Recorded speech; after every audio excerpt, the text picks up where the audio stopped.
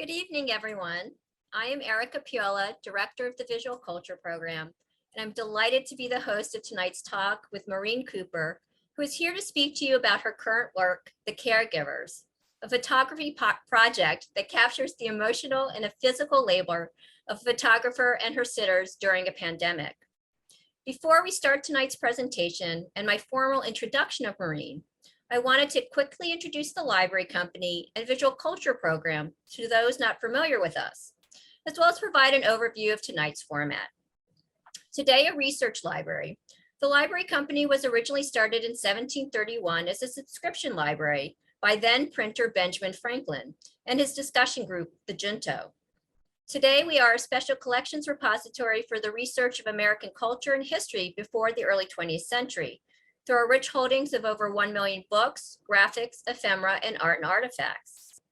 Subject strengths among our holdings include African American history, women's history, and visual culture. The latter inspired the implementation of the Visual Culture Program, which has a central mission to promote visual literacy through the creative use of historical visual materials, as well as to facilitate programs, exhibitions, and projects that confront, explore, and complicate the social construction of what we see, how we see it, and why we see it as we do. Artist and educator Maurene Cooper's current project, rooted in 19th century wet plate collodion photographic techniques, portraiture, community, and the sociopolitics as a visual culture of the image of the family, is an exemplar of the mission of the Visual Culture Program. Tonight, with portraits from the caregivers, Maurene will discuss the artistic process and the creative history for her newest body of work that started during a period of self-isolation and that addresses private and public spaces. In just a moment, I will introduce Maurene, but before that, I wanted to provide a few logistics for the evening. Tonight's event will last about an hour, with about 10 to 15 minutes for questions and answers after Maurene's talk. Please feel free to utilize the Q&A button on the bottom of your screen at any time during the presentation.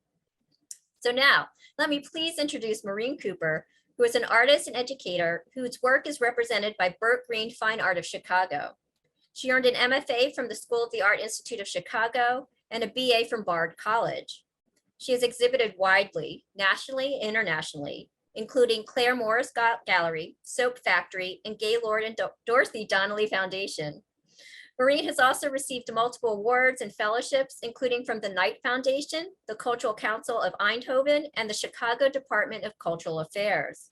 She has given multiple artist talks, including at PS1, the Fashion Institute of Technology, and Oxbow School of Painting. Cooper began her study of wet plate photography with France Scully Osterman in 2013.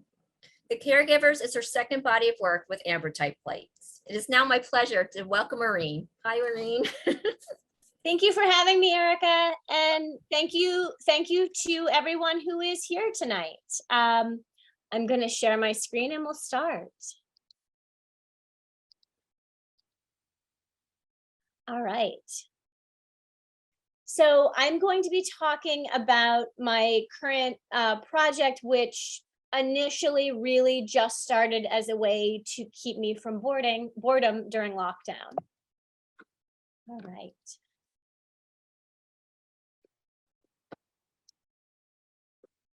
So these are some image examples that I'm going to be speaking about more clearly. I'm working with the wet plate collodion process and on clear glass. So when the image is backed by something dark, it appears as a positive.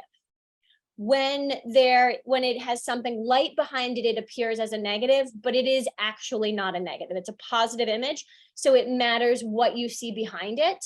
But I could not actually print this as a photograph because it is not a negative.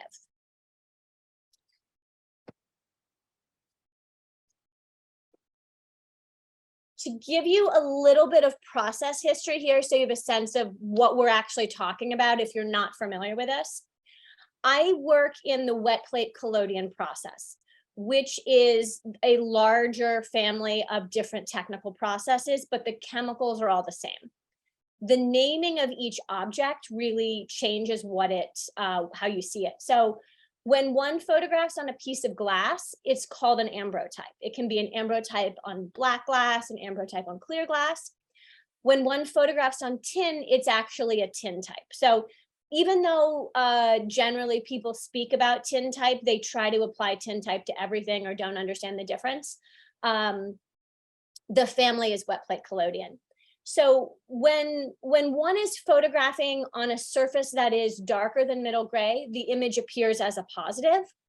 When the image is lighter than middle gray, like you saw in that yellow slide, it actually looks like it's a negative, but it is in fact not. It is what is behind it that relates to how you perceive what you're looking at. And this is the chemical process here. So I pour a sticky substance of collodion onto the plate that I'm working with, and then it is submerged in a bath of silver nitrate. The silver nitrate makes that surface light sensitive and turns it into a piece of film. It has to be in a light tight container, then taken out to the subjects. The photograph is made, it's closed up again. I go back into the darkroom. The plate is developed, then it is stopped, and then it is fixed. And because the sensitivity of the silver is so low, it's less than 1, you are, as a practitioner, able to actually fix in the daylight, which one is not able to do in any other darkroom kind of process. The final step in this process is varnishing, and that is a substance of tree sap and lavender that is applied in a really sweeping motion and then heated to keep the silver from tarnishing and to make it an archival process. So this is how I'm working. And I think that it is pretty important in terms of thinking about and talking about the content of my work to really give you context for how it's made. When I typically speak to college classrooms, I do a lot more process in the conversation, and I've tried to pull out as much of the process as possible, but I do think some technical information is important. So this is a color key that I made in collaboration with my daughter's bath toys. And the image on the left is a color digital image. The image on the right was made using the wet plate collodion process. What I want to call your attention to is how the light blue translates and how the red and the yellow translates. The red and yellow are very dark.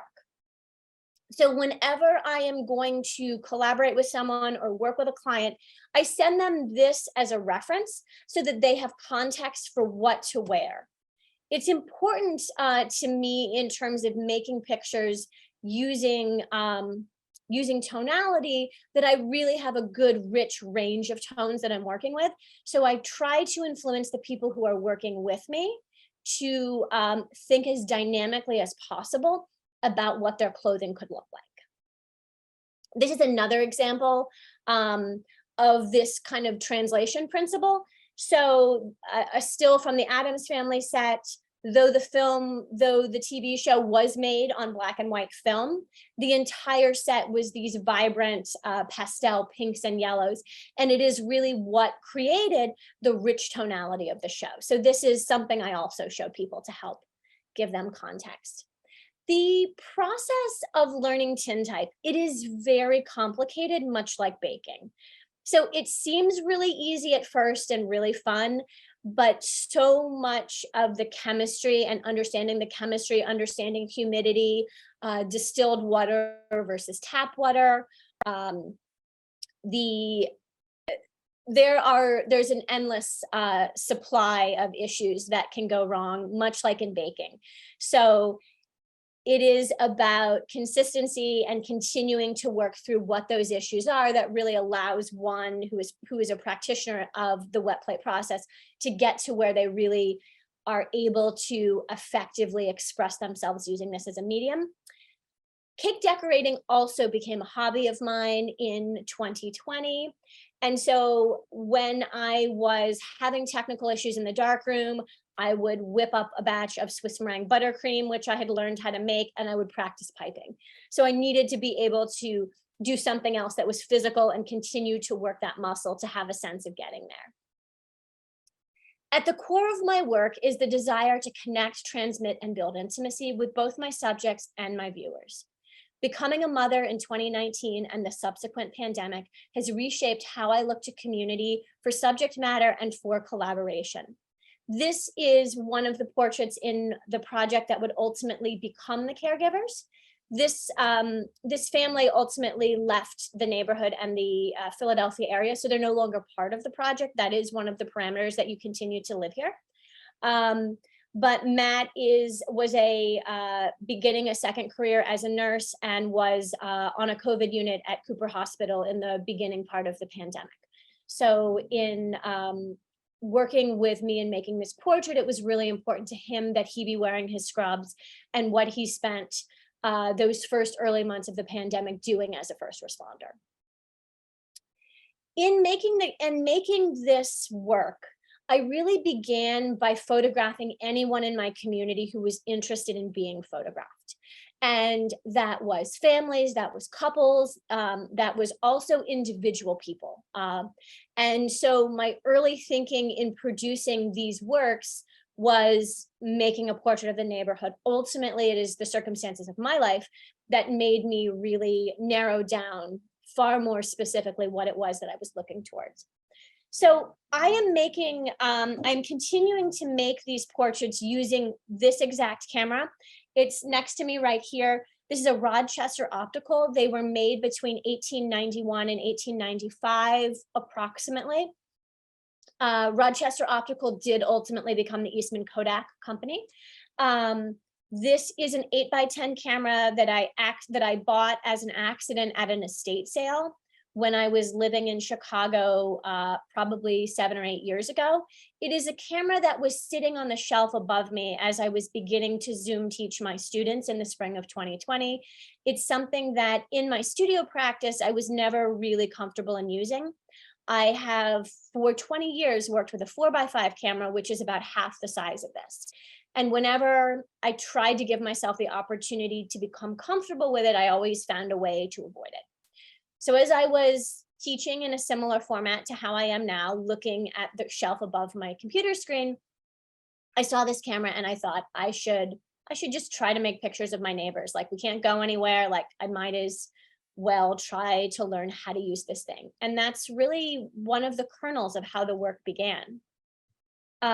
Here I am in the summer of 2020. This is making 8x10 portraits on the street.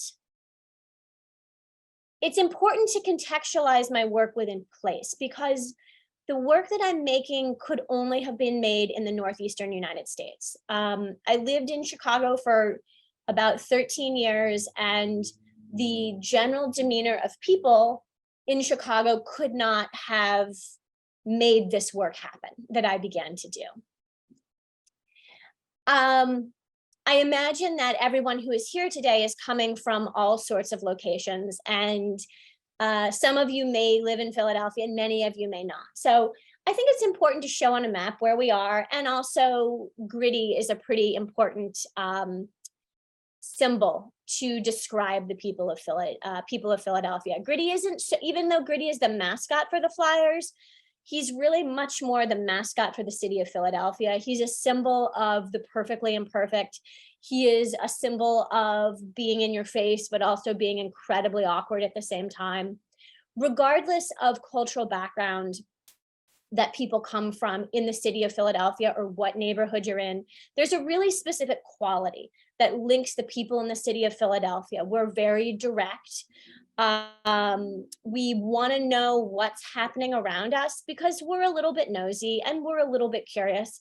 But if our neighbors are doing something that's really compelling and interesting, we absolutely want to be part of it. And it is because I live in a place where I have neighbors who are curious that I was able to make these portraits. I am working in the neighborhood where I live, which is historically known as Kensington, although people like to think of it sometimes as the River Wards. It includes Fishtown, it includes East Kensington, Port Richmond sometimes, but it is a neighborhood that was in the 19th century. It was Irish, it was Polish. Traditionally, it was people who worked within the docks or worked in the factories. It was the industrial heart of the city of Philadelphia. And until about 20 years ago, it did really have a history of being very exclusionary and only white. It's within the last 20 years that this neighborhood has become extremely diverse.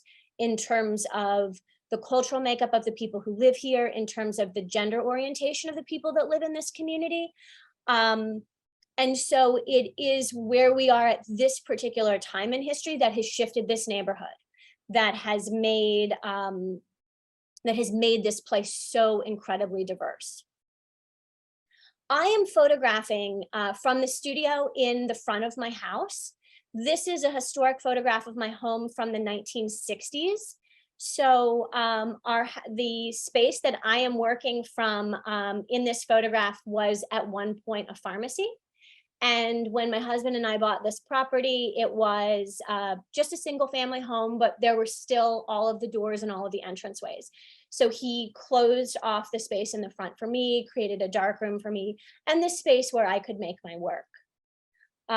This is an example of a street view of where I live. It's pretty typical of this part of Philadelphia. There's a lot of old homes that are row houses. Everything's a row house. Everything is next to each other, but there's new construction as well. So in knowing that I was becoming a mother, I needed to have my studio as part of my home. It was the only way that I knew I was going to be able to manage my time to make the work that I wanted to make. If I had to go to another location, it was never going to be made. And it just so happened that March of 2020, when I had a 7-month-old, there was a lockdown and a global pandemic, and I was really lucky to have the place where I make in the front of my home. I began making pictures of my neighbors first through just standing on the street corner, through sitting on the doorstep with my daughter and talking to people who walked by, who were getting to leave their house from their Zoom work for just 20 minutes. In those first bunch of months of the pandemic, everyone was really excited to talk to someone when they saw them and have an interaction. And so it was easy to do that. I also came to make connections with people in the neighborhood through means of social media. So this particular family, the person on the right is an artist who I knew through social media. I had never met in person. And when I was first beginning the work, I reached out to them and asked if I could make a portrait of them and their wife. And they were expecting the baby that is in this picture right here. I thought they would just be the most sympathetic person to letting me try to make these first early pictures. This is another portrait that we made many months later when baby Josie was larger and on the outside. And I made a lot of this work also. It was like social media connections, but then there were also parent connections through social media parenting groups. I came to the wet plate process in 2013 after working in digital for about 10 years and knowing how to teach everything digital that I possibly could. I began to think about returning to the 19th century and learning a whole nother skill set that I hadn't known. Because I went to high school in the 1990s, I was first trained as an analog photographer. It truly was not until graduate school in 2005 that I began to learn anything digital. I was really resistant to it, but I ultimately adapted and then began to think that the way to really finding a tenure track academic position would be to learn all of the 19th century. So I began studying with France Osterman and her husband, Mark, who was then at the George Eastman House. So over the course of several years, I did many different 19th century practices. But what I fell in love with was the wet plate process, because time is so inevitably baked into what the work is. Everything has to occur from the moment you pour that plate until you fix that plate. More than 15 minutes cannot pass or the chemistry begins to dry out. Photography is inherently about time, but this process is so much more in your face about how it is. So the first floral image that I showed you is a very personal project that is small that I made around the time that my father passed away. And it's a very small series of images that I made about that grief and a conversation that I imagined the two of us having. I knew that if I were to continue making this work that I wanted to make, and using this process, there really needed to be a way in which I was engaging with contemporary people, but having a reason for looking back to the 19th century. And a really obvious connection for me began to be making portraits with drag queens in Chicago. So this portrait is actually of Kim Chi, who, because of RuPaul, is a major drag superstar. But this is before Kim Chi was on Drag Race. This was a very early portrait I made around 2014 of them. Ultimately, the drag queen portraits that I made became a project called Blue Angels, which was highly intentionally lit. It was on black glass. I worked with an incredibly diverse community of drag queens and gender-based performance artists in Chicago, mainly who had come out of theater schools. So the production level was very high in terms of what they were doing. I had a really strong set of ethical boundaries around the work that I was making. So everyone I worked with was introduced to me by someone else. I paid everyone who modeled for me, and they also got a series of digital photographs for their own use in terms of marketing. I moved back to Philadelphia in 2018 and thought that I could really easily transition this work to the community of Philadelphia. The community in Philadelphia, and that turned out really not to be the case. But I did work with a few individuals who and collaborated on making some portraits that I really liked. I also spent a little bit of time in Miami and made some work right before my daughter was born. But it was having a child that really made it impossible for me to go to a club and meet people in, at 1 a.m. My energy level and my interests really changed. And so it was something that ended. And I spent a lot of time trying to figure out what was next and what to make. And so initially, in February of 2020, I was doing all of these digital iPhone studies for the pictures I thought I would be making of children's toys. And the pandemic happened, and it became really necessary for me to connect with other people who were isolated in the ways that I was feeling isolated. And I met people through a variety of means, right? Through social media, by standing on the street corner with my camera, by sitting with my daughter, by making portraits of other people. Still to this day, when I'm making portraits on the corner, somebody walks by and needs to know what is going on, and they want to be part of it. Like it is just a thing that continues to happen, and it's made it really easy to have collaborators. The first 6 months that I was making the work, everything was on the street corner. I learned that this was very stressful for people who had young children. And so eventually I started also photographing on my back patio. And because we are a corner building, it was really easy to get people access to my patio. I photograph in all kinds of weather. I use strobe. So I use a little bit of light in the process of making these portraits. It is just my preference, even in working outside, to have a little bit of flash. It makes things look really clean to me. And so this is a really old flash setup that I'm working with. In making these portraits, I was hearing the stories of other people and what was going on with their families during lockdown.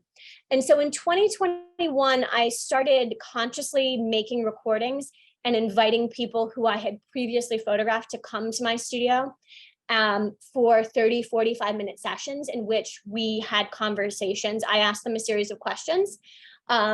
And they responded. So this is one clip from a conversation with Jessica about being a single mother in the early part of the pandemic.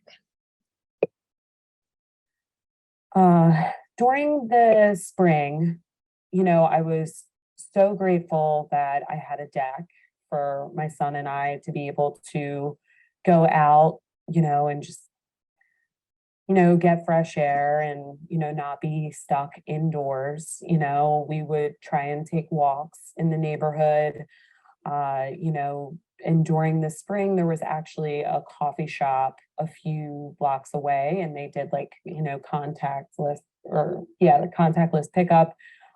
So, I might go to work, or I might stay at home and with my son, but I was constantly making sure that I was keeping him occupied. And since my son is on the spectrum, it's important to have some sort of sense of routine and structure. So I would kind of allot certain parts of our day, like free play, TV, YouTube, walk in the neighborhood, you know, going to get the coffee, believe it or not, was like such a critical part of our day. And I was okay paying to get coffee every day, even though I could make it at home because I was supporting a local business.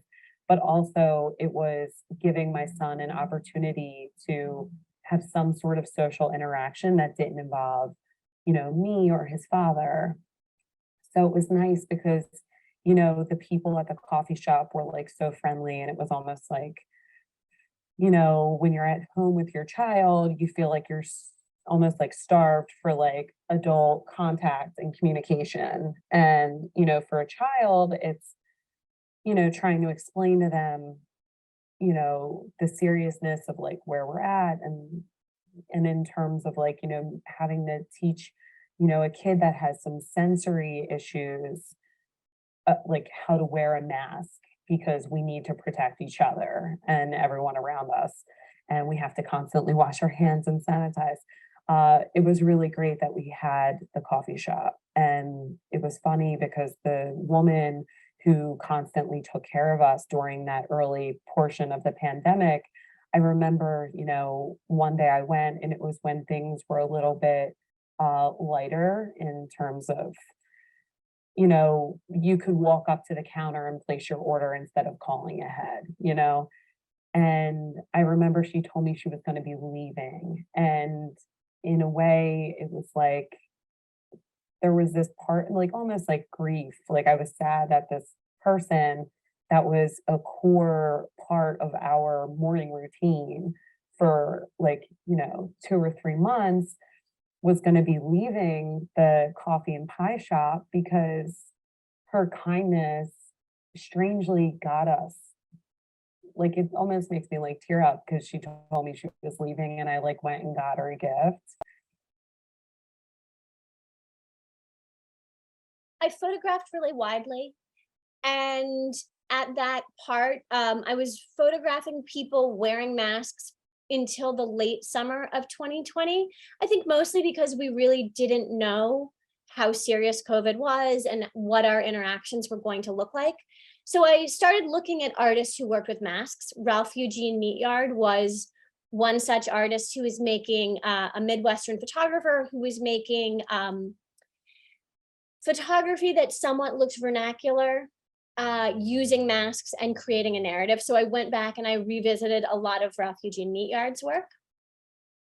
And I also then, as we moved into the late summer, began to photograph people without their masks, but I still wanted them on the images.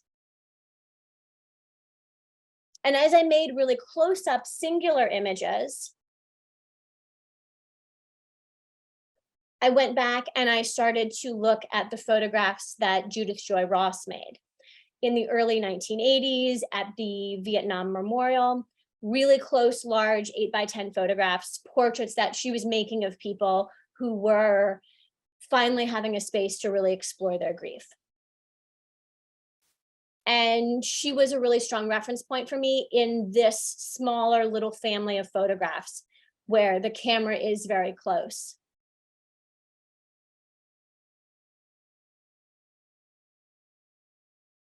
I also spent time looking at the work of Richard Rinaldi, who is a contemporary photographer, using the 8x10 camera as well.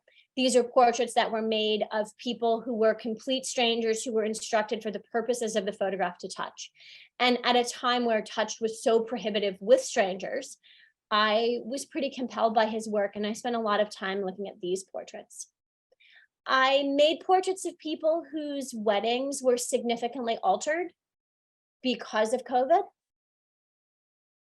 I made portraits of families. I was really interested in working with whomever was wanting to be photographed. And by the end of 2020, I started to refine the work more in terms of just thinking about family. and thinking a little bit more clearly about the structure of my family, of the role of caregiving that I do for my daughter, and that which to a certain extent is beginning to happen for my mother. So thinking about people who are in both of those places. This is just a really quick example of how portraiture evolved when I was working with it. So this is a first portrait that I made of this couple.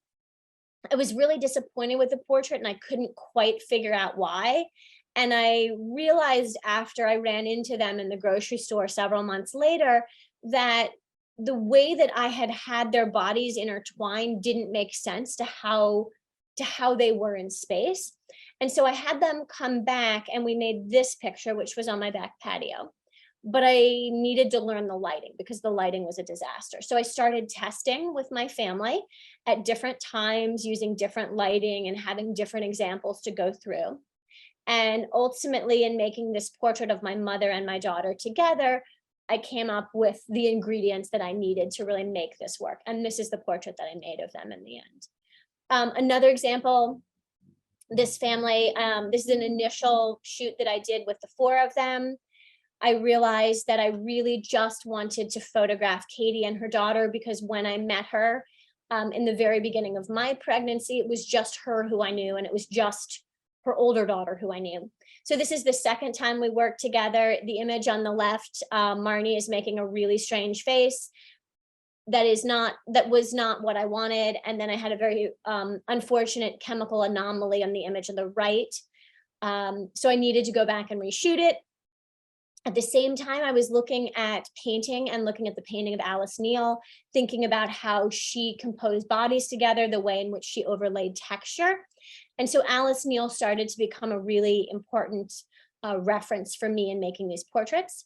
Again, because collodion, because of the way in which it translates, I needed to put all of these vibrant fabrics together to make this portrait. And it was perhaps making this portrait and spending time talking with Katie about migrant mother that led me back to Dorothea Lange, and then ultimately led me to the work of Dr. Sally Stein, Migrant Mother, Migrant Gender. And in reading her work and in thinking about this time that we were living in that was pretty difficult, I was reading some of her work and the term that she coined, the Padadana, which was the father and child. I have far more Madonna pictures than I do Padadanas, but it was Sally Stein then that led me into the direction of trying to make some father and child portraits. This was the first image that I had made. Andy looked far too pleasant. So we rephotographed several days later looking like this. And it was pretty common in the imagery I was making in 2020 to spend a lot of time rephotographing people. And because no one was traveling anywhere, it was not the strangest ask to have folks come back a week later or several days later and make another picture with me. This is another, just a short interview that I did with my friend who is her mother's caregiver. And this was a conversation we had in the beginning of the Delta variant and how she was thinking about her mother and how that was affecting them. I don't know if that's safe enough because you can get the Delta variant, even though you're vaccinated, which we are. You're less likely to die of it. However, there are new variants on the horizon. And so I don't feel like I have real guidance from the CDC as to how to effectively behave safely as a caregiver or even just as a person. That said, you can only be anxious about something for so long, and my tolerance for being anxious about the coronavirus has waned. And so what we're doing is taking reasonable precautions and hoping for the best. What we were doing in 2020 was nothing, seeing no one, just doing everything we could to not get COVID. However, one of the ways, because the coronavirus, the pandemic has lasted so long, one of the ways that my thinking has shifted is that my mom has vascular dementia and she's in the early stages of it now, which means she presently enjoys her relationships with people in a way that is similar to sort of the person I always knew her to be before today. And that feels like it's going to shift with time, right? People have vascular dementia for around 7 years, and she's been diagnosed for about 2 years. And so I don't know how long this is going to last. And I am trying to balance keeping her reasonably safe with not sheltering her from experiencing other humans. And no one's really telling me the right way to do that. And so I'm just seeing what other people in similar positions are doing and saying, and trying to kind of err on the safer side without being totally sequestered, because this is, you know, her days are numbered. I've also gone back and spent a lot of time looking at John Singer Sargent's Mothers and Children, and really use so many of these painting references in terms of how I'm engaging with portraiture and in terms of how I am creating portraits. This is another just small clip from a neighbor who I interviewed, and I was asking about the child tax credit that those of us who had children received for about 6 months. It now seems like a lifetime ago. But it was a massive reducer in child poverty nationally. And so she here is speaking to her experience as a middle-class person and the benefit that it brings her family. To get any kind of money is mind-blowing. You know, I'm aware that like parents in other countries like get payments from the government for the welfare of their children, like regardless of income, as like a normal thing. And it's been this abstract idea that this happens. And now to like actually see it show up in my bank account is like, oh, like this is really nice, especially while I've been unemployed, because we had to continue paying for childcare. You know, childcare is hard to find, as you know, and you can't just hop on and hop off. And you know, to continue, I was looking for jobs and hoping something would come up. And so I had to plan for like, okay, if I have a job, it's going to look like this. If I don't have a job, and continue paying for childcare when my income was, you know, greatly reduced. And getting that payment was like, okay, like, you know, it's a little bit less of a sweat to continue to pay for this childcare as I job search. And I actually started a small business this summer, which hasn't, you know, blown up or anything, but it's occupied some time. And having the childcare enabled me to sort of pursue that passion project on the side. And, you know, the pre-K program, I should just drill down a little bit, that had I not found a job, we would have had an opportunity to have an oral enrolled in pre-K for free. We're going to do the paid version because I'm finding this job. And so having these sort of social safety networks as a parent is like, God, this would have been nice 6 years ago, like when I had my first kid. And I hope that every parent moving forward like gets used to this, and this is the norm. You know, it shouldn't be take an emergency to realize that parents in this country are drowning and really need help.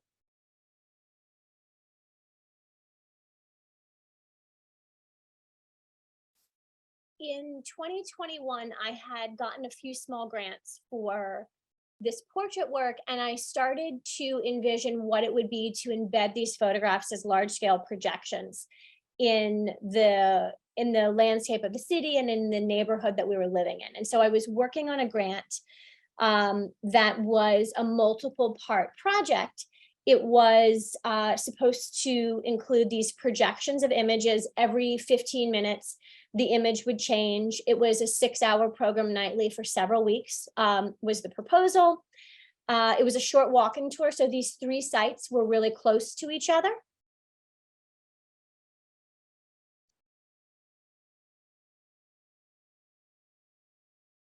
And within this walking tour, also, there was to be embedded a QR code where participants would be able to scan that, go to a website, and then hear all of the oral histories that people had given. And it was those oral histories that I was beginning to collect that were going to be part of this project. In addition to that, there was to be a book project that was an accompanying piece to the large-scale public installation. Ultimately, I did not get the grant for the work. The budget that is really required to do something on that scale with that level of AV equipment is about $30,000. And I can shoestring a book together, but I can't do that with an installation project like that. But in terms of doing that research, I came to the Library Company of Philadelphia for the first time. And I met Erica in the visual cultural program. And in researching how I was making portraits, I was first interested in looking at examples from the collection that were in the early 19th century, or the earlier part of photography. So this is a daguerreotype. I was interested in portraits that were made of Philadelphians at that time. I was interested in mother and child, a lot of familial, domestic kinds of imagery. But really the crown jewel for me in the collection is the John Frank Keith portraits. John Frank Keith was a photographer who lived in Philadelphia and photographed in the early 19-teens through the 1940s. He was living in what we now would call Old Kensington. He was an amateur photographer, but he photographed people of Philadelphia on their doorsteps prolifically. And this makes all the sense in the world to me in terms of a reference point historically of a Philadelphian making work of Philadelphians to look at. And when I had heard of him as just an idea and a whisper, what I had heard was that he was making these pictures in Kensington. What I learned from Erica was that it is thought that the majority of the work was actually made in South Philadelphia. It was in looking at this work and in looking at these portraits that he was making that really hardened my resolve to continue these images and to continue to photograph and follow these families in particular. And so there are people that I began photographing in 2020 who did not have children and since then have had children. I have photographed, this is my friend Liz and her mother, and continued to work with people who are within my neighborhood. And so the pictures and the people that I'm photographing, the general premise now with what I'm pulling out, the work that I made in early 2020, I really see as standing together. It is all the portraits, it's close up. There are couples, there are families. It's a range of portraits that has to do with that particular moment before there was a vaccine. So that work was really made from March of 2020 to April of 2021. And then what I continued after that point was very specifically to re-photograph all of the families. So this is my mother and my daughter, as you had seen previously. And this work is really set to continue for about 5 years. So as families leave and move out of the neighborhood, I cease to follow them, but those that continue to be here are continued to be photographed. For every session that a family does with me, they get to choose one plate from all of the plates that I've made. So over the course of 5 years, then I have my collection of portraits of every family and they have their own collection. There is a really large contingent of queer families that live in our neighborhood. A number of folks relocated from Brooklyn when they were starting to have children. So there is really a large group of families who are trans, who are non-binary, who are in same-sex relationships, and who have children. And so much like this family, they continue to be part of this project. They continue to be part of the rich fabric and the rich tapestry of what our neighborhood has become. The last 3 years of higher education have been really challenging, and particularly as I've been an adjunct in that space. It is the pandemic that began to allow me to think about taking the skill set that I've spent nearly a decade developing and to create a business for myself. So Vanity Tintype, I hired a graphic designer. She came up with a very specific branding package for me. All of the choices that I have made here in this studio in terms of color and texture and furniture are reflective in terms of what that branding language looks like. And so Vanity Tintype is, I do private studio sessions for people. I also do larger kinds of events. What Vanity Tintype really allows me to do is to create space to make incredibly romantic and luscious images that are so easy to make in the wet plate process and in doing tintypes. It allows me the space to make that kind of work while at the same time maintaining an expanded documentary practice.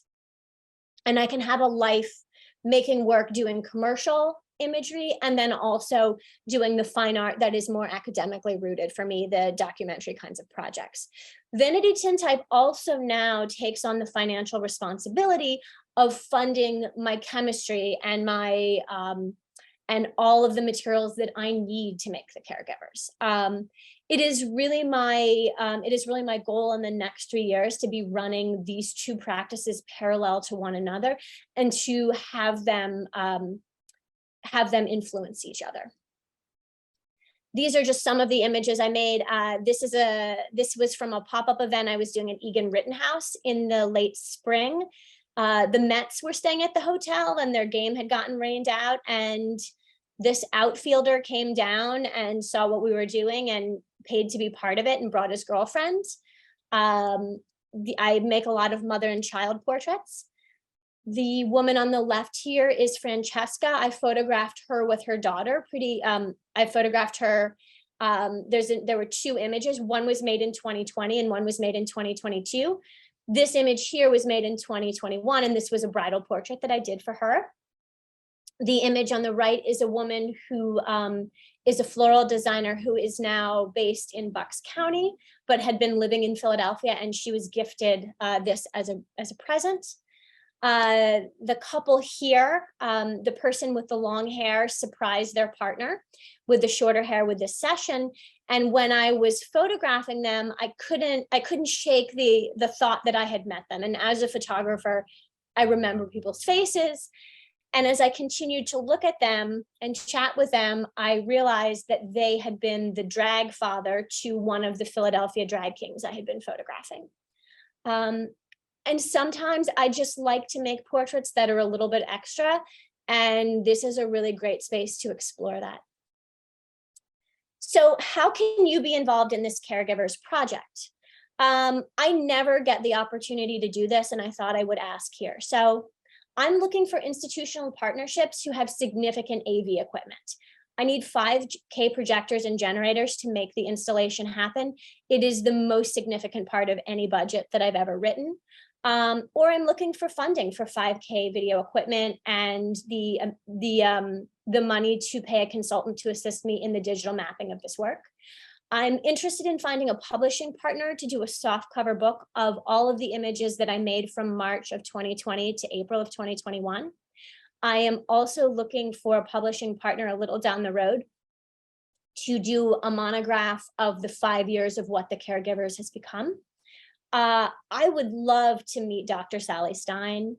You can invite me to your institution to speak. You can hire Vanity Tintype to do events or private studio sessions, and you can follow me on all of the social media. Thank you so much.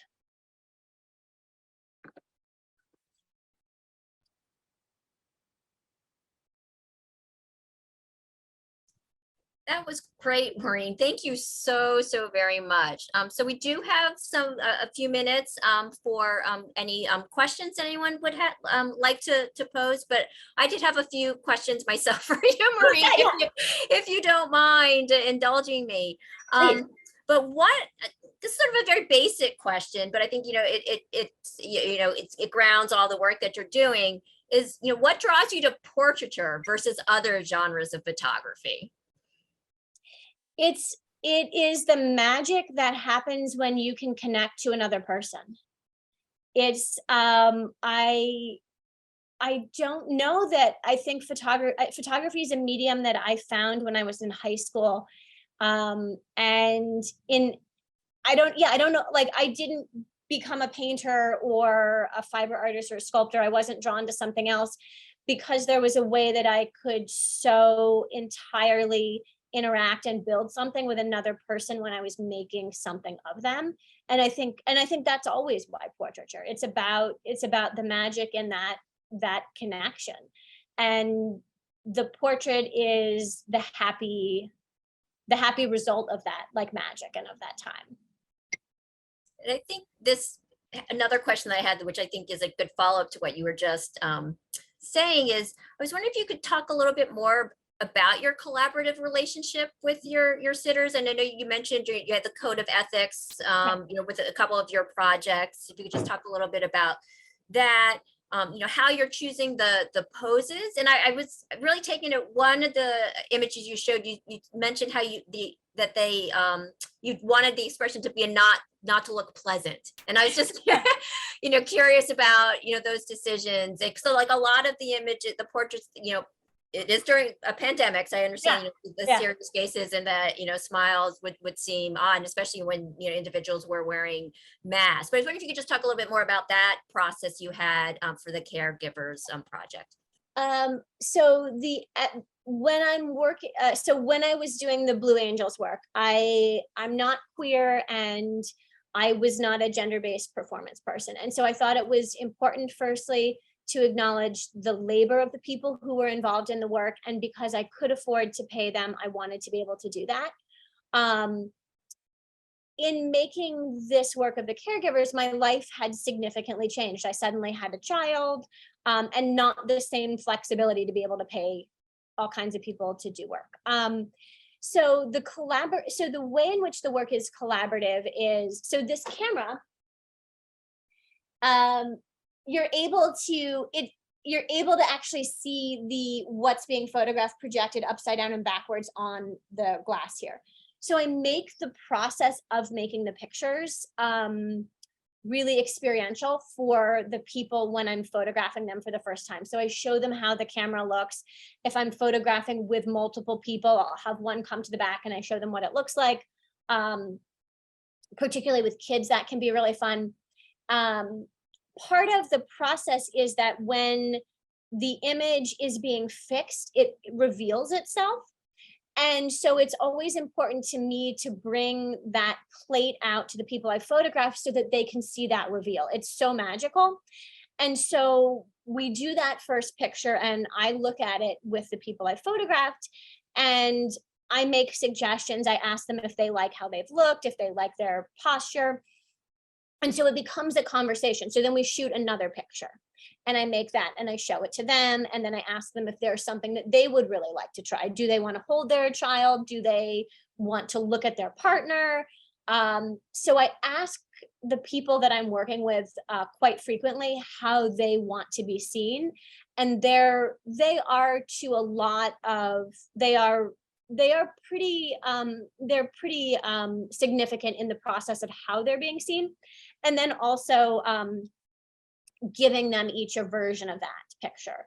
So the early parameter that I set up was you're going to spend an hour and a half with me. I'm going to make 5 to 6 pictures. I'm going to pick the one that I really want for the project. And then from the rest, you can choose what you want. And so they were being given as gifts.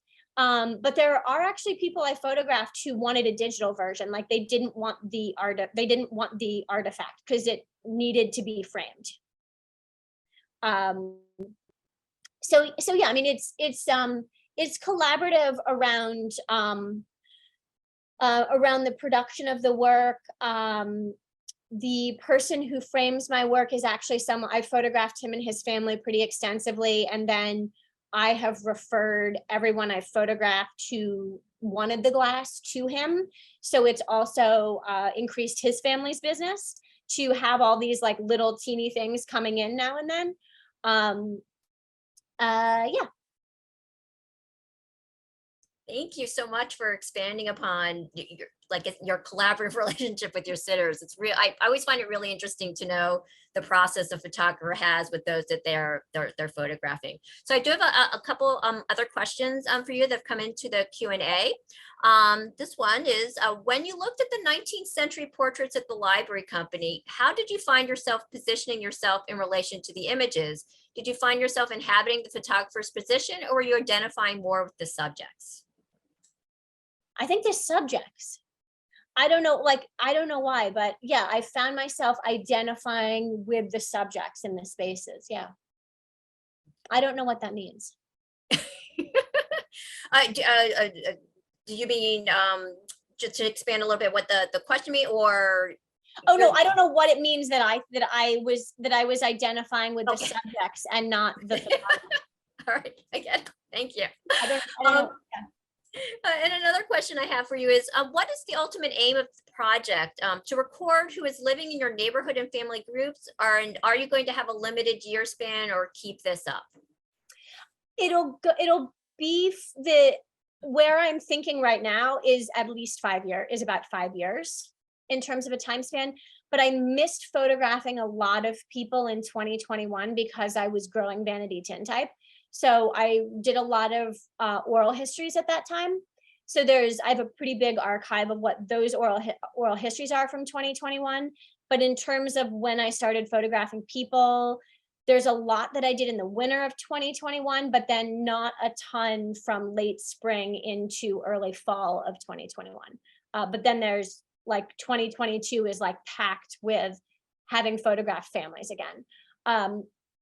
So I do think about 5 years. That is somewhat arbitrary to me. I think mostly because I'm thinking of my own child and her going to kindergarten, and that seems like a milestone. But it really, I mean, the work could continue far longer than that. I think it continues as long as I live here in this house to some extent. So the goal would be really at least that time span. I would like to make a monograph of this book. Sally Stein is like my dream person to write the introduction for it. But I mean, certainly to exhibit the work in physical locations. One of the reasons that like a really large installation is compelling to me is that it takes the work out of a gallery space or out of a museum. And so much of what our lives looked like for the last couple of years really couldn't involve those enclosed spaces. And I like that something that is so delicate and so precious could be made gigantic, could be in a changing sort of urban landscape. So I'm interested in those kinds of interactions with the work that I think would be really closed off from like the kind of experience that would happen in a museum and the kind of people that would go to a more institutional space. Great, thank you. So I think we've come to the close of our talk this evening. Again, Maureen, it was a pleasure to work with you last year and to moderate the discussion this evening. And I just hope folks, if you're seeing in the chat, we do have a future program coming up September 23rd at Mother Bethel with one of our Francis Johnson Innovation Fellows. Brett White will be giving a concert at Mother Bethel on that evening. So just wanted to plug that. But again, Maureen, thank you so much. This was so informative, and I hope to see you back at the library company soon again to continue to do your to research. And thank you for this really lovely evening. Have a good night, everyone. Thank you for joining us. Bye-bye.